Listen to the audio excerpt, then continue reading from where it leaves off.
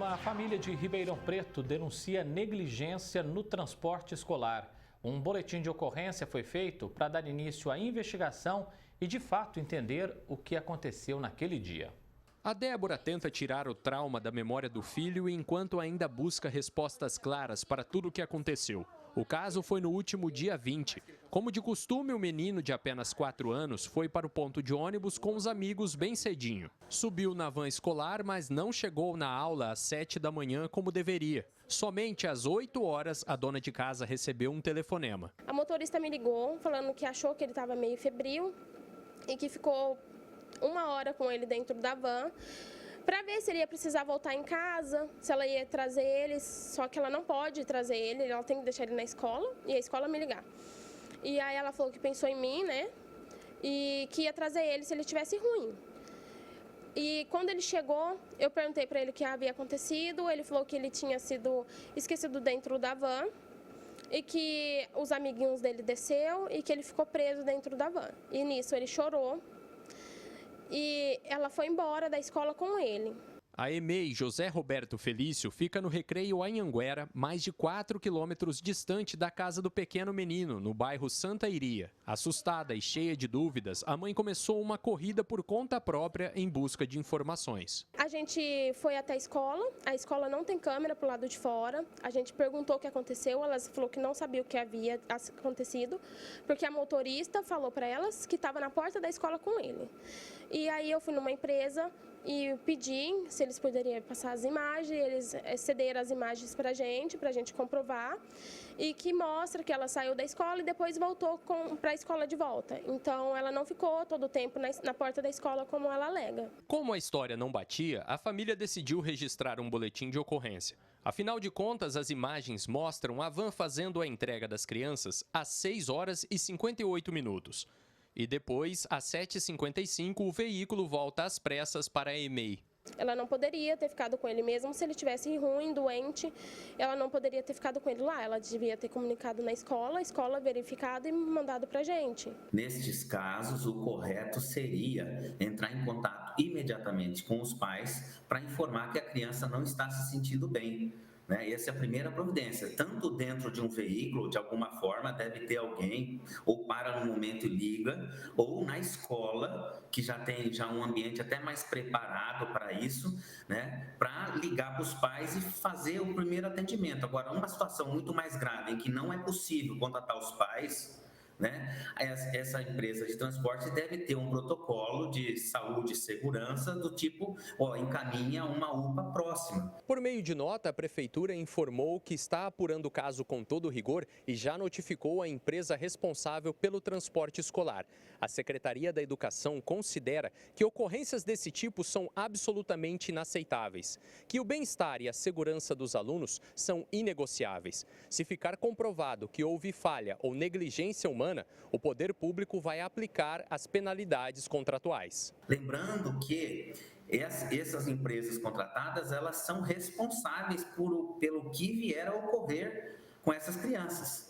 Sem prejuízo, se um servidor público não exerceu a fiscalização que ele deveria fazer, ele também pode ser punido pelo Estado, pelo município, porque não basta simplesmente fiscalizar a situação dos veículos, mas sim também a situação da frequência, do horário, do cumprimento de horário, Quem são as pessoas que estão responsáveis por esse veículo, pelas crianças, estão treinadas, estão habilitadas para isso, estão em quantidades adequadas? O caso acende um sinal de alerta. A partir de agora, não é apenas a família da Débora que quer esclarecimentos. De acordo com o advogado, toda a comunidade escolar precisa de garantias de que o incidente não vai se repetir. A gente sabe também que esse tipo de situação ela causa insegurança, Os demais pais, sabendo de uma situação como essa, começam a ficar inseguros. Isso causa abandono escolar, que é um grande desafio também, fazer com que as crianças, até os adolescentes, tenham permanência na escola. Porque eu não sei o que aconteceu, Eu não sei se ele ficou chorando, se ela fez alguma coisa contra ele, porque não tem como a gente saber. Se pelo horário os vidros estavam abertos, se ele tivesse passado calor, alguma coisa do tipo, né? Se ela não tivesse visto ele dentro da van e tivesse ido pegar a van às 11 horas, que ela tem que pegar as crianças às 11h10, ele ficaria todo esse tempo preso dentro da van. Felipe Urbinati para o Jornal da Clube. A gente segue falando sobre esse assunto agora com José Eduardo Oliveira, especialista em educação. José Eduardo, bem-vindo aqui com a gente mais uma vez. Antes de mais nada, a gente está falando de um caso em que o desfecho poderia ter sido muito pior. A gente já viu casos de crianças esquecidas dentro de veículos que infelizmente vieram até a óbito, né? Boa tarde, André. Boa tarde a todos. Obrigado pelo convite novamente. André, todo mundo que trabalha no entorno, diretamente ou indiretamente com a educação, acaba sendo um educador ou um para-educador. O educador não é só o professor, né? É todo mundo que está envolvido ali no ambiente escolar e também fora do ambiente escolar. Então, as pessoas que trabalham com o transporte público, elas também estão envolvidas diretamente com isso, porque elas são responsáveis por esse traslado das crianças na hora de trazer, na hora de levar. Então, eles também funcionam dentro desse processo que está envolvendo ali o processo de escolarização. Eu acho que essa situação coloca em xeque, sim, né, para que a prefeitura, de alguma maneira, possa verificar a partir dessa ocorrência como é que está sendo esse processo de contratação, de escolhas dessas empresas, desses profissionais que precisam ter uma habilitação mínima, não só de carteira de CNH específica, mas também uma questão psicológica, emocional e técnica para lidar com essas questões e com crianças.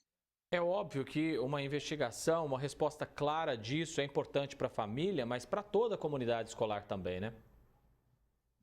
Eu acho que o secretário municipal de educação fica, nesse momento, com a obrigação de vir dar essa resposta à sociedade, procurar saber, fazer uma investigação, fazer uma sindicância, saber quem errou, aonde errou, dar uma resposta para essa mãe, para essa família, para a sociedade como um todo, justamente para que não haja a perda ali da confiança nesse processo. É algo muito importante.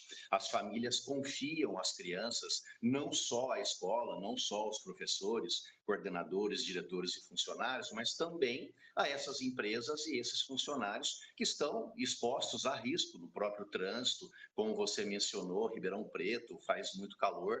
Nós já tivemos casos espalhados no Brasil de crianças que ficaram trancadas dentro de algum tipo de veículo e vieram a óbito. Então, é preciso investigar, sim, é preciso que o secretário venha a público e dê uma satisfação para a sociedade e para a família. A gente está falando, como você já pontuou também, Zé, de aumentar a fiscalização, né? Saber se está tudo regulamentado com essas vans que fazem esse transporte em Ribeirão Preto.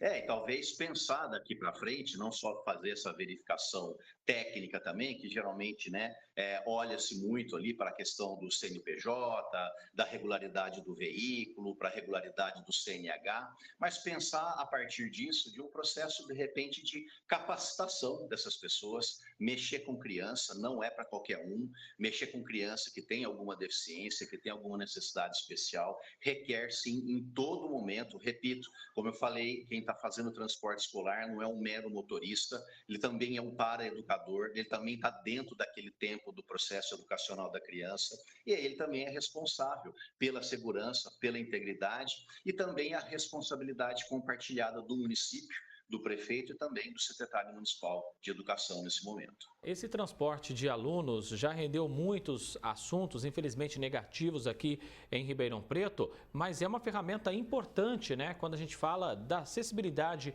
ao ensino, por isso merece uma atenção mais do que especial.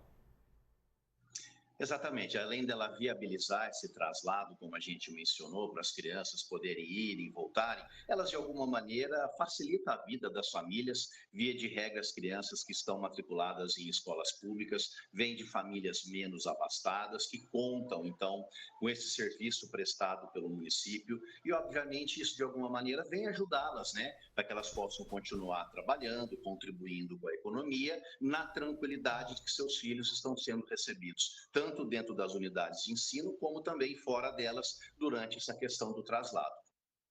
Zé Eduardo, para a gente encerrar, né, um alerta também que pode ser ligado na Câmara de Ribeirão Preto. Os vereadores precisam também propor talvez mudanças na legislação e mais do que isso, fiscalizar também, né? É papel do vereador.